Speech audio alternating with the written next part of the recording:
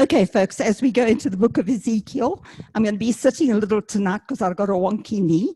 So what we are going to do is, first of all, we're going to look at the author, and the author is believed to be Ezekiel. We know the book was written between 593 and 565 BC, and Ezekiel was a contemporary of both Jeremiah and Daniel. And the name Ezekiel means God strengthens. And Ezekiel really needed to be strengthened, guys. He was taken captive to Babylon in 597. And he went along with Jehoiachin, the king at that time, and 10,000 others who went at the same time, who went into exile. When he went into exile, he was 25 years of age, folks, but he was also a priest. He was a descendant of Aaron.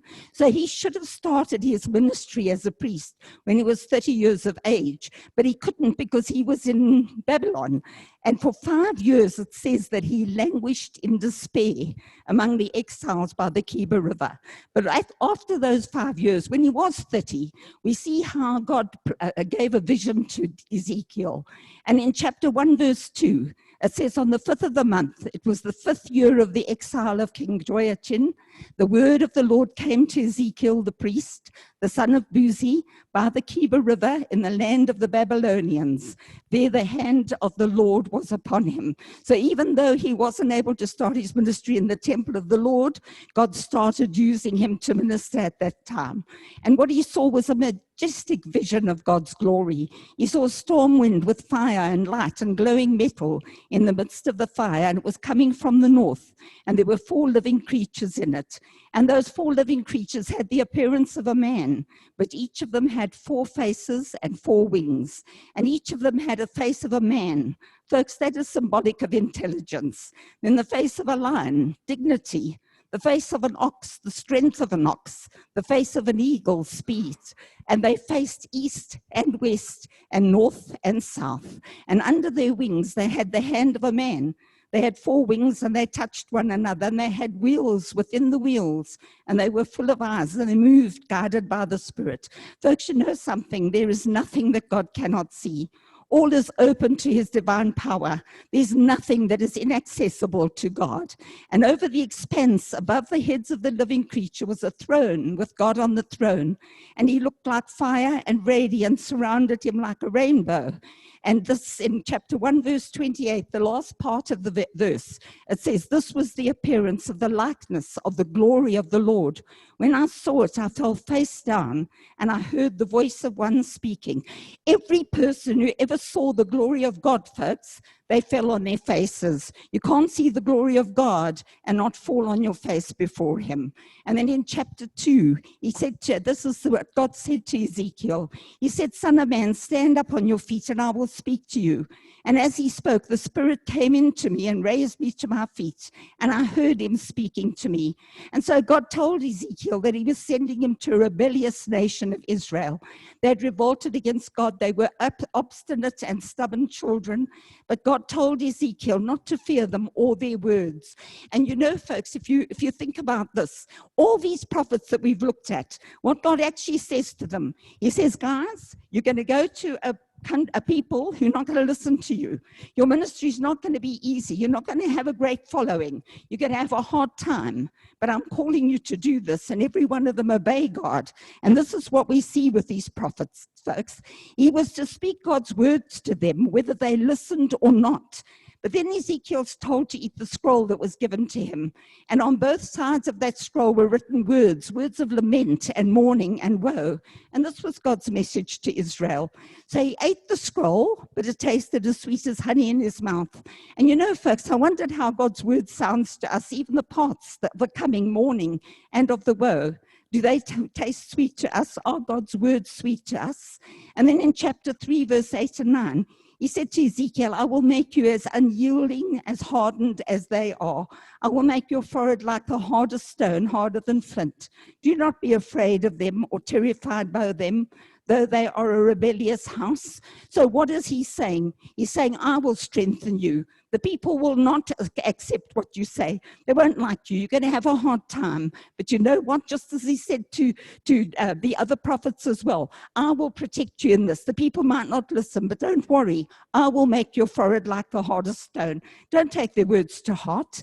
Then he says to Ezekiel in verse 17, Son of man, I have made you a watchman for the people of Israel. So hear the word that I speak and give them warning from me. When I say to a wicked person, you will surely die, and you do not warn them or speak out to dissuade them from their evil ways in order to save their life, that wicked person will die for their sin, and I will hold you accountable for their blood. But if you do warn the wicked person and they do not turn from their wickedness or from their evil ways, they will die for their sin, but you will have saved yourself. And again, when a righteous person turns from their righteousness and does evil, and I put a stumbling block before them, they will die. Since you did not warn them, they will die for their sin. The righteous things that person did will not be remembered, and I will hold you accountable for their blood. But if you do warn the righteous person not to sin, and they do not sin, they will surely live, because you took the warning, and you will have saved yourself. You know, folks, what a watchman means that you are to warn people. And you know, it's not how you start, it's how you finish, isn't it? Because over here, if the righteous person turns to evil and continues in that evil, yes, the watchman will be guilty if he does not warn. And are we supposed to be God's watchman? Are we supposed to be our brother's keeper? And you know what? To a degree, no, but to a degree, very definitely, yes. If we know a brother is in sin, we are supposed to warn them. And if they don't listen, then their blood is not on our hands, and we need to remember that. Then Ezekiel went out to a plain where again he saw the glory of the Lord, and the Spirit entered into him and told him to shut himself in his house. He would be bound with ropes so he could not go again among his people. Also, he would not be able to speak because the Lord would make his tongue stick to the roof of his mouth. He was the one who was God's spokesman. He was going to speak God's word, yet now he would be mute. But God says to him that when he received a word from the Lord, then he would be able to speak. The only words that he was to be able to give, folks, would be the words that God gave him. And he said to him in verse 27, but when I speak to you, I will open your mouth, and you shall say to them, this is what the sovereign Lord says. Whoever will listen, let him listen, and whoever will refuse, let him refuse, for they are a rebellious house.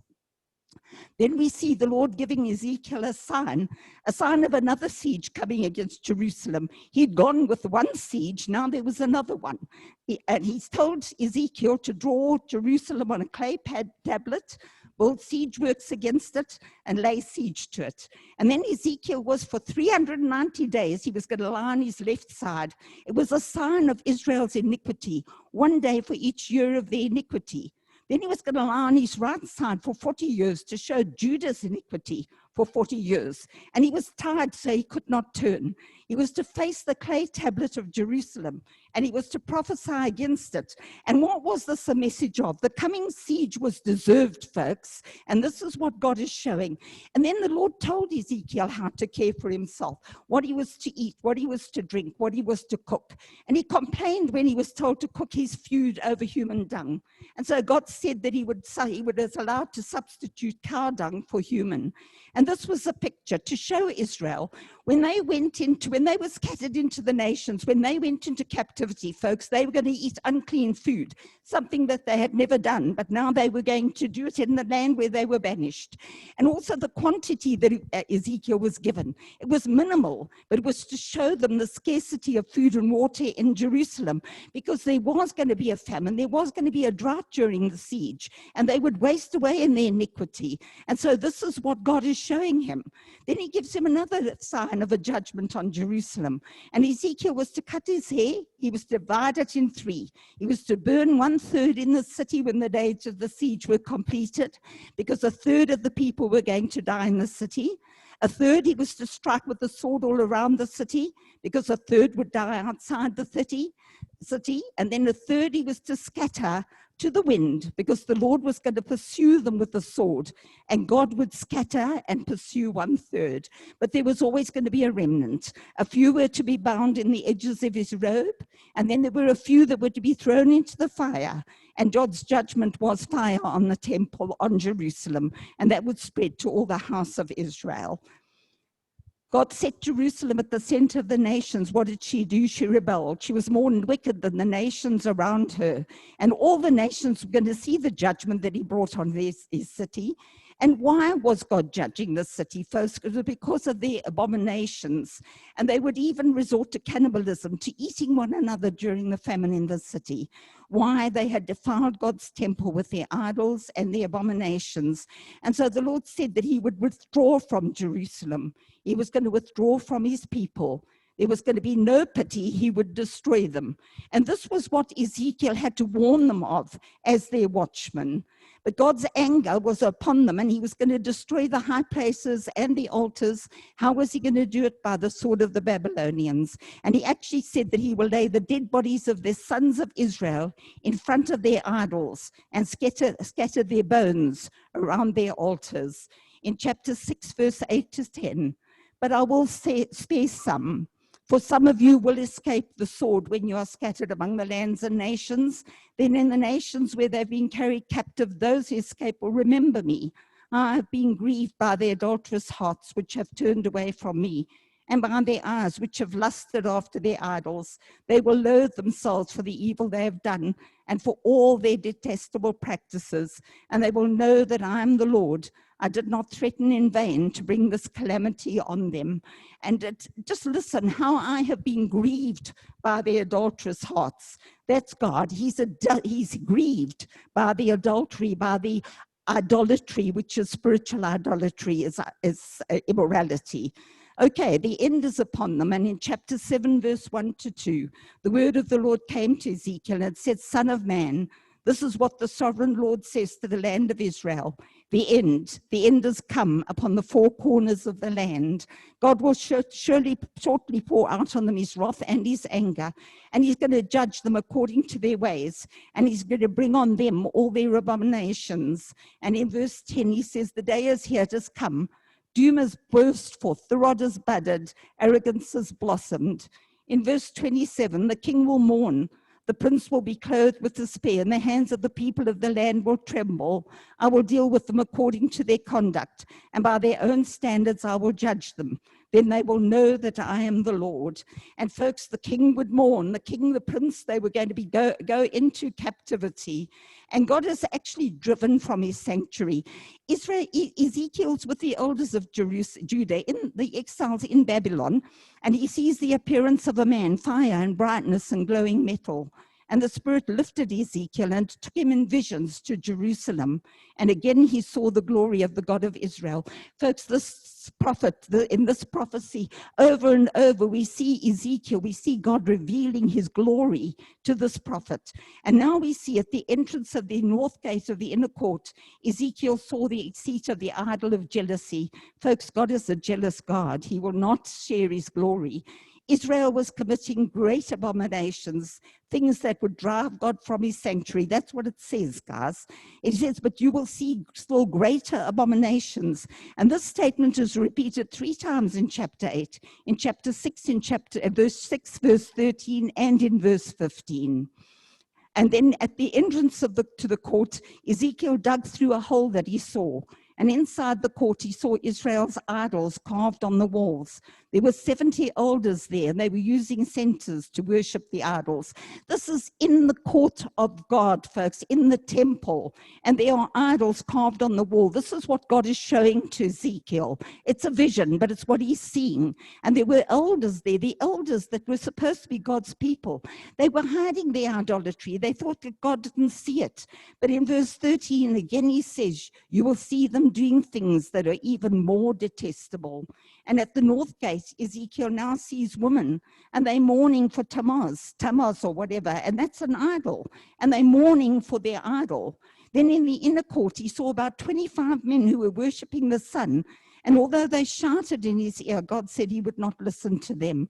God would not listen to them because of their immorality, because of their idolatry, because of their evil, their wickedness, their sinfulness. Then Ezekiel saw 6 men, with deadly weapons, and they were coming from the upper gate from the north. And there was a man clothed in linen with them, and he had a writing kit. And they stood beside the bronze altar. Bronze is often a sign of judgment, but the glory of the Lord moved to the temple threshold. God was moving, folks. He was moving out of his temple. Then the Lord told the man to mark all those who grieve and lament over the detestable things that were being done. There were those who were mourning over the sin. The executioners were to follow him and to kill and slaughter all those who did not have the mark. What mark, I don't know, we're not told, but it would be a mark that would be seen. It was the mark of God. Then they were to begin from his sanctuary. So they began with the elders who were in front of the temple. So this is what God's showing to Ezekiel, guys. Then in chapter 9, verse 8 to 10, while they were killing and I was left alone, I fell face down crying out, "Alas, sovereign Lord, are you going to destroy the entire remnant of Israel in this outpouring of your wrath on Jerusalem?" And he answered me, "The sin of the people of Israel and Judah is exceedingly great. The land is full of bloodshed and the city is full of injustice. They say the Lord has forsaken the land, the Lord does not see. So I will look on them. I will not look on them with pity or spare them, but I will bring down on their own heads what they have done." Ezekiel again saw the throne above the expanse over the cherubim's head, and he told the man in linen to take coals of fire from between the cherubim and scatter them over Jerusalem. Jerusalem was going to burn, folks. In chapter 10, verse 18, then the glory of the Lord departed from over the threshold of the temple, and it stopped above the cherubim. You know what? This to me is so sad, because to me, I'm seeing God reluctantly moving out of his temple, and he's going to leave the temple. He's going to leave Jerusalem because of what the people are doing. They stopped at the entrance to the east gate of the temple, and the glory of the God of Israel was above them. At the entrance to the gate that faces east at the Lord's house, Ezekiel saw 25 men, leaders of the people. And in chapter 11, verse 2, the Lord said to me, "Son of man, these are the men who are plotting evil and giving wicked advice in the city. They were saying they were safe in Jerusalem, inside Jerusalem, like meat in a pot. But he was to prophesy against them, and he was to tell them they weren't safe in the city. They had killed many, and God would drive them out of the city because they had disobeyed his statutes. They had disobeyed his laws. And so what would happen? They would fall by the sword, and God would judge them at the borders of Israel. Then they would know that he is the Lord." And then one of the leaders died. And then Ezekiel actually asked the Lord if he was going to completely destroy the remnant of Israel. And the Lord said that he was their sanctuary in the countries where he had scattered them. He would gather them again. He would give them the land of Israel again. And then we see the first promise of the beginning of a new covenant in this book, where he says they will return to it and remove all its vile images and detestable idols. "I will give them an undivided heart and put a new spirit in them. I will remove from them their heart of stone and give them a heart of flesh. Then they will follow my decrees and be careful to keep my laws. They will be my people and I will be their God. No, God will not destroy them completely, will he? He will bring them back. When his people return, he says that they will destroy their idols. But those who continued in their idolatry, God would judge according to their deeds. We will all be judged according to our deeds, folks. And this is the promise of the new covenant we saw in Jeremiah.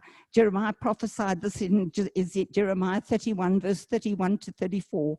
In the new covenant, the law would be within. It would be written on their hearts, and then they would all know the Lord. And in Hebrews 8, verse 10 to 12, "This is the covenant I will establish with the people of Israel after that time, declares the Lord. I will put my laws in their minds and write them on their hearts. I will be their God, and they will be my people. No longer will they teach their neighbor or say to one another, 'Know the Lord,' because they will all know me, from the least of them to the greatest. For I will forgive their wickedness and will remember their sins no more." The Lord left Jerusalem. The Spirit brought Ezekiel in the vision to the exiles, and the vision left him. And he told the exiles all that the Lord had shown him. It was a vision, and now he was the watchman. He was warning of the coming judgment. And it says that the glory of the Lord went up from within the city, and it stopped above the mountain east of it. Again, folks, isn't it like God leaving reluctantly? That he's stopping above there? Is he looking back with longing almost? But his people had not repented. They continued. Then we see another sign, and Ezekiel is used as a sign by the Lord all the time. And he's told to pack his belongings for exile. And he's got to do it in the daytime so that everybody can see him. Then he's to go from where he was to another place. Then in the evening, he was to dig through the wall, and he was to take his belongings out through it, and he was to carry them on his shoulders. He was also to cover his face so that he could not see the land. And this was a sign again to the rebellious house of Israel, that as he had done, so that would happen to them, and they would go into exile as captives. And this is exactly what had happened, folks. It was a sign that the prince would do as Ezekiel had done. The prince is the king. He would be taken to Babylon, but he would not see it, and there he would die. And we saw this last week, what happened with Zedekiah. First of all, when he was captured, his sons and the elders, the nobles, the other people, they were killed before his eyes. He was blinded. And then he didn't see Babylon, did he? He died there exactly as God had said. The prophecy came true. The Lord again said that he would scatter the people, and the repeated phrase throughout the book, and we're going to see it over and over and over, folks, then they will know that I'm the Lord. And another sign Ezekiel showed to the exiles, that he was eating with trembling and drinking with quivering and with anxiety. There was going to be great fear in the time of their exile, in the time of the siege. Then in Ezekiel 12, verse 26 to 28, the word of the Lord came to me. Son of man, the house of Israel is saying the vision he sees is for many years from now, and he prophesies about the distant future. Therefore say to him, this is what the sovereign Lord says. None of my words will be delayed any longer. Whatever I say will be fulfilled, declares the sovereign Lord. Folks, God was about to perform his word. It wasn't a distant future word. It was a word for then. So Ezekiel again is told to prophesy against the false prophets, because they prophesy from their own imaginations. Their visions are false, their divinations are lie. They say the Lord declares when the Lord has not sent them, yet they expect their words to be fulfilled.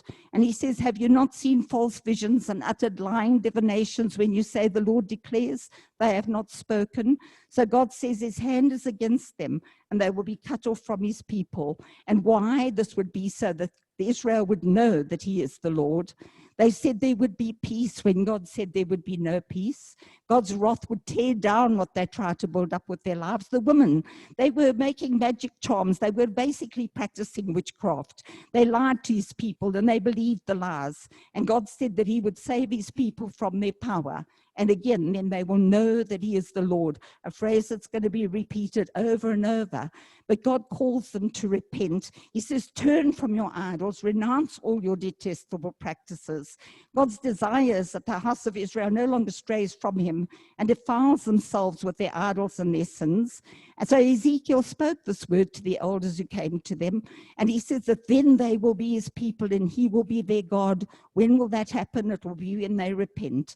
And then he says that if a country sins against him by being unfaithful, and he judges that country by famine, wild beasts, the sword and plagues, even though Noah, Daniel, and Job were in it, they could only deliver themselves by their righteousness.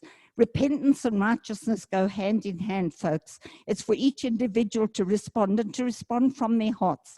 You know what? God doesn't have grandchildren. It's for each one to make the decision for themselves.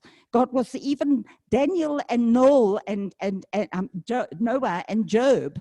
These three men could only have saved themselves. They couldn't deliver anyone else. We have to each choose for ourselves. And these were the judgments that God was going to bring on Jerusalem. The remnant were going to be exiled to Babylon. God's judgment were deserved. And again, folks, then they would know that he is God. Jerusalem over here is pictured as a vine, but nothing good can be made from its wood. Why? Because it's good for nothing. It's a useless vine. As the vine is given for fire, he says, so are the inhabitants of Jerusalem, because God has set his face against them, and the fire will consume them. And then they will know that he is the Lord. He says that he'll make the land desolate because of their unfaithfulness. In Jeremiah, we saw last time, folks, that God planted his people as a choice vine, as a faithful seed, but they turned from him and they became a degenerate shoot of a foreign vine. They were taken into a foreign nation. Jerusalem was abhorred by all except God, who called her to live. God chose her as his own, and he cared for her. And her fame went to all nations because of God's splendor, but she trusted in her beauty, and she became unfaithful because of her fame, idolatry. They even sacrificed their children to idols. They didn't remember God. They turned to other nations in promiscuity. They kept going to Assyria or to Egypt or to another nation to ask for help instead of going to God. And this is so sad. Their behavior was so bad that even the Philistines were shocked by their lewd conduct. You know, folks, the Philistines were morally corrupt. They were an evil, a wicked, and ungodly nation.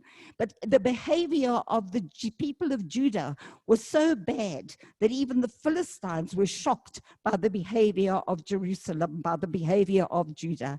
What an awful, how bad had they really got? And he says that they've despised God's oath by breaking covenant with him.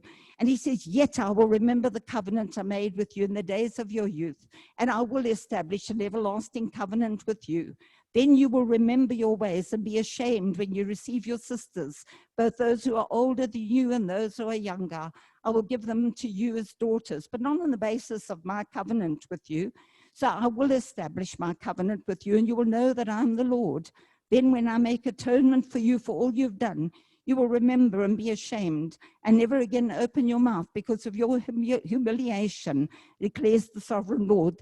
There would be a day where God would bring them to their lowest point where they would come to salvation. Now we start seeing Ezekiel speak in parables, and we see the first parable as a parable of two eagles, two great eagles. These two great eagles, folks, are Babylon and they are Egypt. Babylon came to Jerusalem. They took away the King Jehoiachin, which we've seen before. They took away the top people. They took them to Babylon. He then made Zedekiah king of Judah, and he served Babylon. There were also some people left in Jerusalem to serve, but they were in subjection to him. Zedekiah was serving under Nebuchadnezzar, and he was actually quite comfortable. But what did he do? He rebelled against Nebuchadnezzar. He went to Egypt for help, and he was actually comfortable. So would Jerusalem therefore thrive? And he says, no, it would not. It would have no fruit. It would wither and would not be raised again. This is the picture that God is painting. Then Ezekiel was in Babylon, and the Lord was telling him what was happening in Jerusalem and what was shortly to take place. This is not what's happening in Babylon. This is what's happening in Jerusalem. And he prophesied that Zedekiah was to die in Babylon, and that's exactly what did happen. God judged him because he broke the covenant. He was unfaithful. He turned against Zedekiah, but he also, if we remember, he had made a covenant with the slaves to set them free. And then he broke that covenant and took the slaves back. That's what we saw last week. Then in chapter 17, verse 22 to 23, it speaks of a future king. This is what the sovereign Lord says. I myself will take a shoot from the very top of a cedar and plant it. I will break off a tender shoot from its topmost shoots and plant it on a high and lofty mountain. On the mountain heights of Israel, I will plant it. It will produce branches and bear fruit and become a splendid cedar. Birds of every kind will nest in it. They will find shelter in the shade of its branches. God will do this, folks, and this is a prophecy about Jesus. Then we see the soul whose sins will die for his own unrighteousness, not for his father's sin. God takes no pleasure in the death of the wicked. We see this in chapter 18, verse 23. Do I take any pleasure in the death of the wicked, declares the sovereign Lord? Rather, am I not pleased when they turn from their ways and live?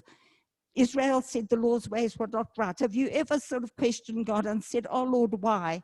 This is what Israel was doing. But the Lord said that he was going to judge each of them according to their own covenant conduct. And in verse 31 to 32, God tells them to get a new heart and a new spirit. He says, why will you die, O house of Israel? Repent and live. God is continuing to call his people to repent, to live. But God will judge rebellious Israel. And again, the elders come to inquire of the Lord, but God wouldn't listen to them. He wouldn't even let them inquire of him. And so Ezekiel is again told to confront them with the detestable practices of their fathers, their rebellion and their rejection of him, his laws and decrees. They followed their fathers. They rejected his decrees. They desecrated his Sabbaths. They continued their idolatry. And so God said he would pour out his wrath and his anger on them.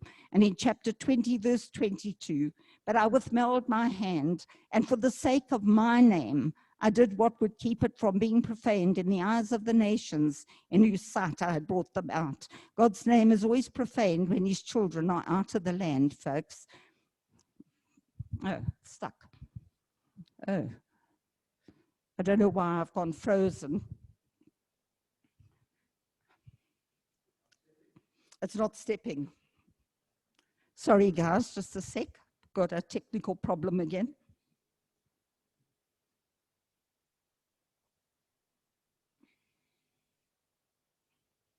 I don't know, what can I do? It's just not sticking.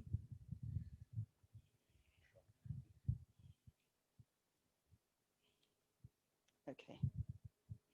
Okay. Is that the next slide? I think so. Let's go back.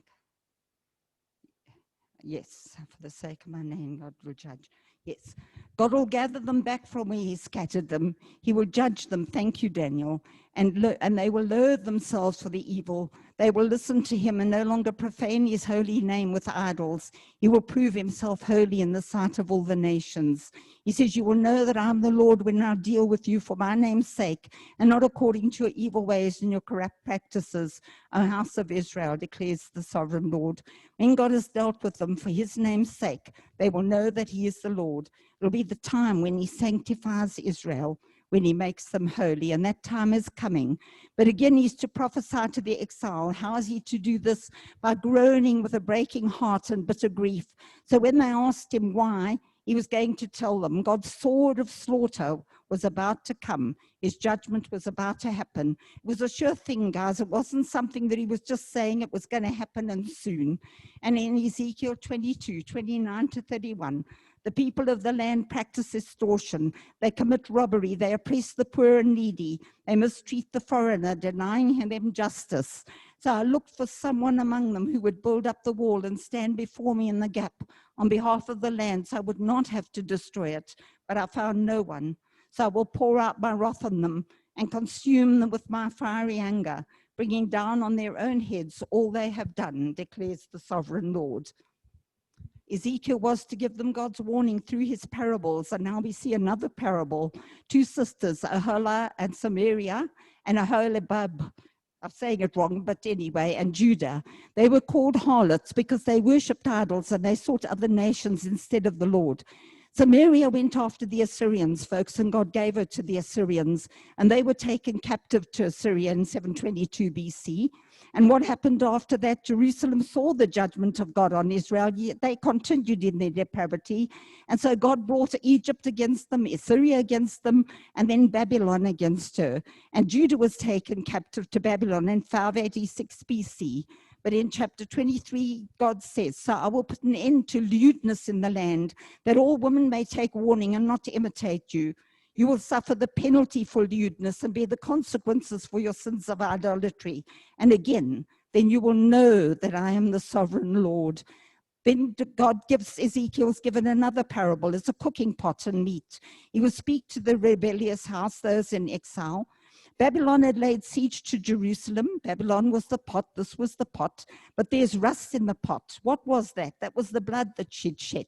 And even wailing would not remove the rust. The impurity would not be cleansed until God's wrath against them had subsided. These are signs, these are pictures that God's giving to through Ezekiel to the people of Israel.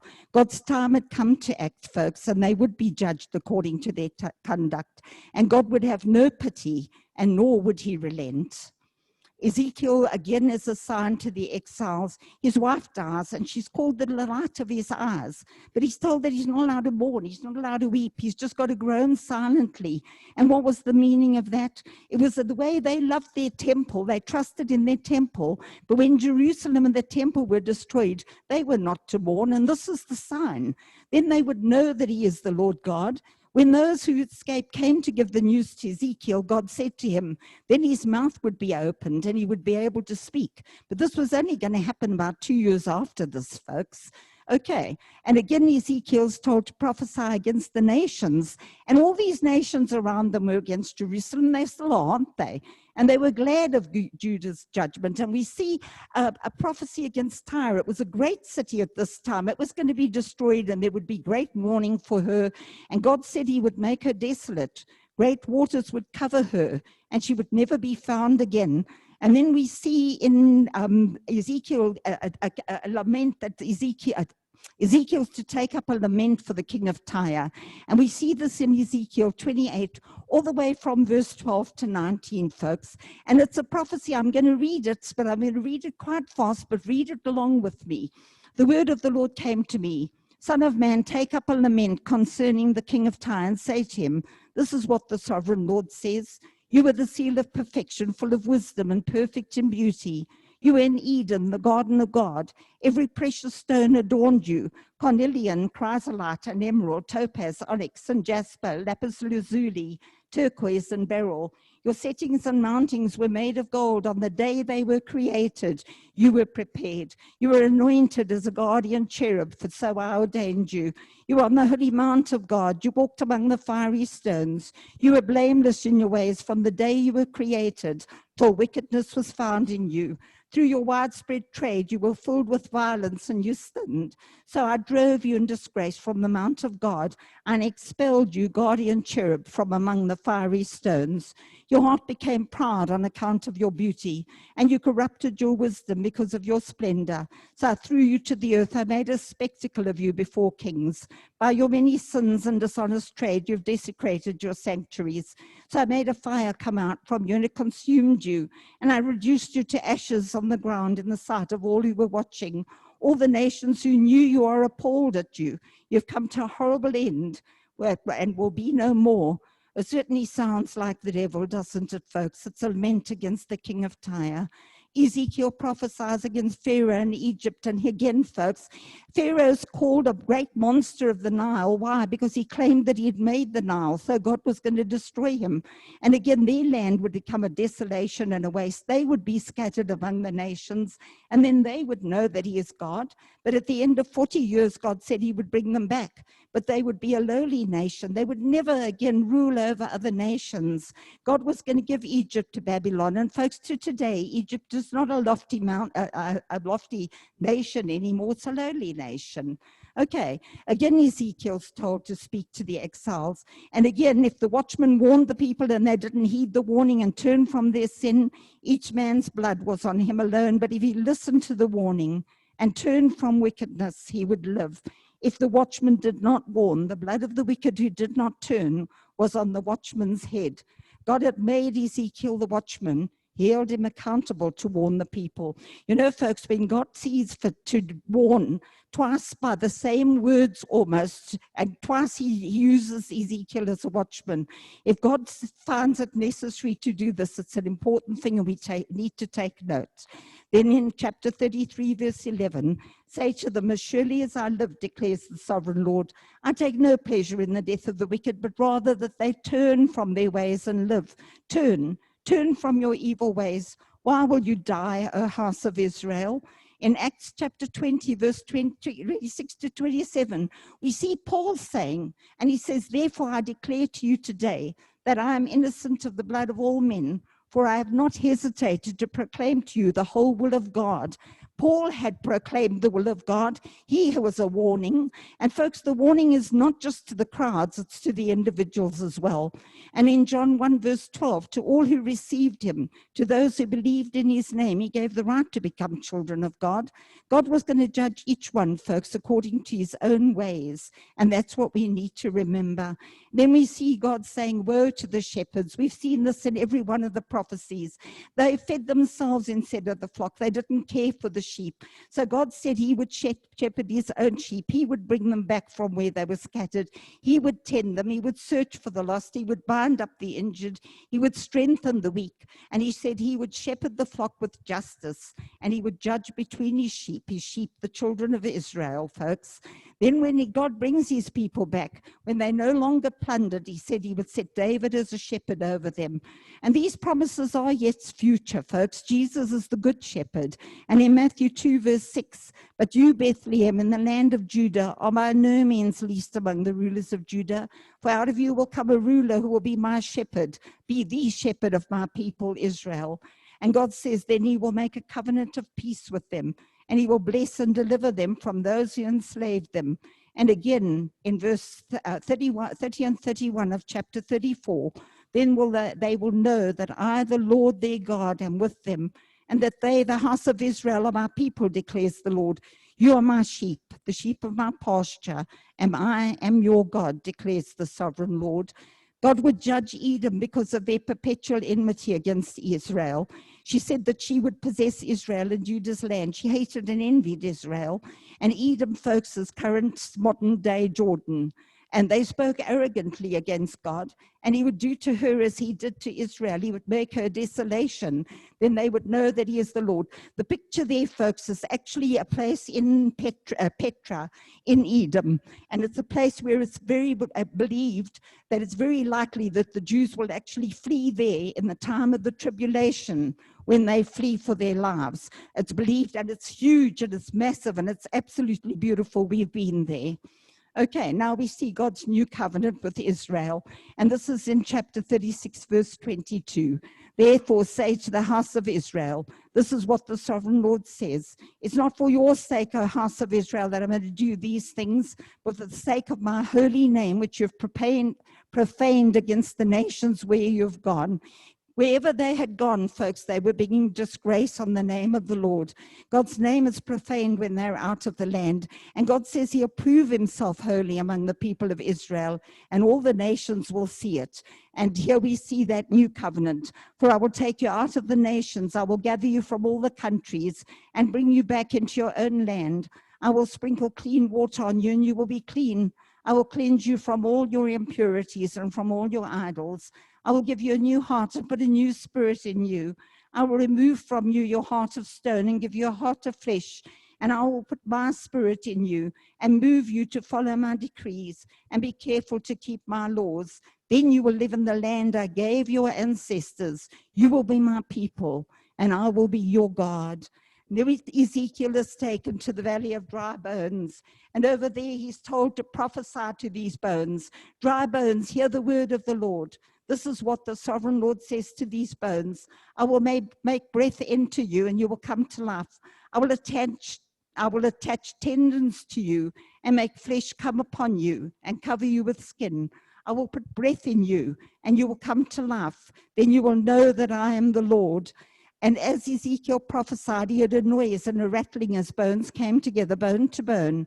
Sinews, then flesh grew, and skin covered them, but still no breath. And Ezekiel is told to prophesy to the breath to come from the four winds and breathe on the slain so they would come to life. And so he did so, and breath entered them. They came to life. They stood on their feet, a vast army. And folks, these bones are the whole house of Israel. And you know, Israel has been revived. Israel does live again, but the breath has not yet come into them. The spiritual life, they have physical life, but they don't have spiritual life yet. And this is what will happen at the end. They say that their hope is gone, that they're cut off. And then Ezekiel's told, prophesy and say to them, this is what the sovereign Lord says. My people, I am going to open your graves and bring you up from them. I will bring you back to the land of Israel. Then you, my people, will know that I am the Lord, when I open your graves and bring you up from them. I will put my spirit in you, and you will live, and I will settle you in your own land. Then you will know that I, the Lord, have spoken, and I have done it, declares the Lord. God's spirit gives life to the dead.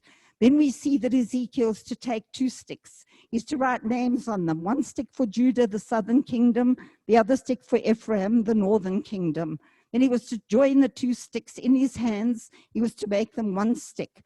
And when the people asked what he was about, he was going to tell them that God was going to make them one in his hand. They would never again be divided or worship idols. Remember, folks, at this time you have the northern kingdom who's been scattered in all the nations, and you have Judah who has been taken partly to Babylon, and the rest are going to go to Babylon. They're a divided nation. And this is a promise that there's going to be a time when they're not going to be divided, when they're going to come together again, and a time when they will not worship idols. And God says that he will cleanse them. So he would be their people, and they would be his people, and he would be their God. And that would be the time when God restores Israel forever. It'll be at the time of the end. And God also says he will bring Gog against Israel in the later years.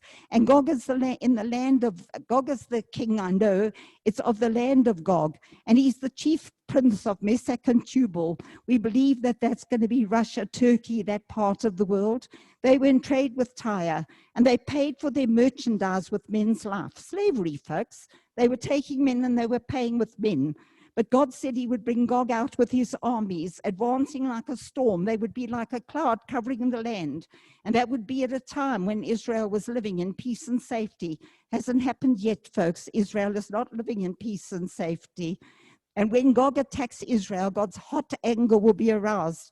And he says there would be a great earthquake in Israel, and all the people of the earth will tremble at his presence. And God will execute judgment on Gog with plague, bloodshed, torrents of rain, hailstones, burning sulfur on him and the many nations who will come with him. And God would show his greatness and his holiness. He would make himself known in the sight of many nations. Again, then they will know that he is the Lord. And folks, we're told that for 7 years, the people of Israel will use the weapons for fire. For 7 months, they will bury the dead to cleanse their land. And Gog will be buried with them in the valley of Harmon Gog. Hasn't happened yet, has it, folks? This is all in the time of the tribulation, the time of the second coming of Jesus Christ, the time of the very end. Okay, then God told Ezekiel to speak to the birds and beasts to gather for a great sacrifice on the mountains of Israel, to eat the flesh and drink the blood of those slain. And God says he will set his glory among the nations. They will see his judgments and know that Israel was exiled because of their own iniquity. God gave them to their enemies, folks, because of their uncleanliness, because of their transgressions. Yet again, God will restore their fortunes. He will have mercy on them. Then they will forget their disgrace and their treachery. And the time will come when they will live securely on their own land. In chapter 39, verse 29, I will no longer hide my face from them, for I'll pour out my spirit on the house of Israel, declares the sovereign Lord. Then we see Ezekiel's vision of the temple. And again, he's taken in visions to the land of Israel, to a very high mountain. And from there, he sees the temple. He sees the appearance of a man who's like bronze, standing in his gateway, has a linen cord and a measuring rod. And he's told to look here, pay attention to everything he would be shown, and to tell all Israel. And the man showed Ezekiel every part of the temple. He measured everything, folks. From every single part of that temple, he measured. And then the man brought Ezekiel to the gate facing east, and he saw the glory of the Lord of God coming from the east. The vision was like the one he'd seen when God came to destroy the city, and like the visions he'd seen by the Keba River. And again, Ezekiel fell face down. He saw the glory of the Lord. God had left the temple, but now, folks, we see the glory of the Lord entering the temple through the east gate. This is going to be the new temple, isn't it? Then the Spirit lifted Ezekiel up and brought him into the inner court, and the glory of the Lord filled the temple. And the Lord spoke to Ezekiel from inside the temple, and he said that this was the place of his throne, and he would dwell with the Israelites forever, and they would not defile his holy name again with their idolatry. In chapter 43, verse 10, Son of man, describe the temple to the people of Israel, that they may be ashamed of their sins. And he was to show them everything about the temple. Why, folks? So that they would be faithful to follow all its regulations. The regulation of the temple, it said that holiness was the law of the house, and holiness on the top of the mountain area. And you know, in 1 Peter 1 verse 16, it's written, be holy because I'm holy. And then we have the altar that's measured, the regulations of the cleansing and the sacrifice. All of these are given to Ezekiel. But folks, Ezekiel is led to the east gate and it's shut. And it was to remain shut because the glory of the Lord entered through it. And the prince himself is the only one who can sit in the gateway and eat in the presence of the Lord. He's allowed to come in and to go out through the gate's porch and go. Guys, I want to just say something. The east gate to today is still closed. And when you go to Jerusalem, that east gate remains closed. It's believed that that is where Jesus will enter Jerusalem when he returns. Then Ezekiel's taken by the way of the north gate to the front of the house. And there again, he sees the Lord's glory fill this house. And again, he fell on his face. Ezekiel was to tell the rebellious exiles that the Lord had had enough of their abominations the nations. They'd let foreigners into his temple. And he said that even the Levites, who were supposed to be his priests, they were a stumbling block to the people in the first temple. So their descendants weren't going to come before him to minister to him in the future sanctuary. The descendants of Zadok, who had faithfully kept charge of the Lord's sanctuary when Israel went astray, they would be the ones who would minister before the Lord in the new sanctuary. The Levites weren't going to. Then we see the sacred portion of the land. And folks, I'm not going to go through this, but they allocated the land to the different people. But it's where the Lord's house will be and where the priests will serve in the temple. And Ezekiel's brought to the outer court, and he sees in every corner a small court where the people's sacrifices are boiled. The rulers are told that they are not to oppress the people any longer, that they use just weights and measurements, and they're going to give to the prince, and then the prince is going to provide for the offerings and to make atonement for the people. And then we see Ezekiel's led back to the entrance of the temple, and he saw water flowing from under the threshold of the house towards the east, from the right side of the house, from south of the altar. He took Ezekiel out of the north gate to see the water outside was trickling from the east gate. The east gate is closed, remember. And then 1,000 cubits to the east, it was ankle deep. Another 1,000 cubits, it was knee deep. 1,000 cubits, and it reached the loins. Another 1,000 cubits, and it was a river. And there were many trees on both sides of the river. The waters go down to the Arabah and then to the sea, the Dead Sea, and make its waters fresh. There will be plenty of fish in the river and food from the trees on every side of it. And every month the trees will bear fruit, and the leaves are for the healing. Only the swamps and marshes will not become fresh. And this is the time, folks, when the Lord returns to the earth. This is the time when Israel lives safely, when they dwell securely. The boundaries of the land are divided, and Joseph receives a double portion because of Ephraim and Manasseh. And then in chapter 47, verse 22, it says that even the aliens who are living among the people of Israel at this time will also be given an inheritance, those who have children among the tribes. The tribe of Levi has land within the holy allotment, but the prince's land is on either side of the holy allotment and of the city property. Then we're told that there would be 12 gates, and these gates, three would be 3 on the north, 3 on the east, 3 on the south, and 3 on the west, and they would be named after the tribes of Israel, the 12 tribes of Israel. These would be the gates of the city. And the last slide, folks, in chapter 48, verse 35, the distance all around the round will be 18,000 cubits. And the name of the city from that time on will be The Lord is There. It will be a time when the Lord will be there and he'll never leave again, folks. Be the time when Jesus returns and when he returns to Jerusalem, a time right at the very end.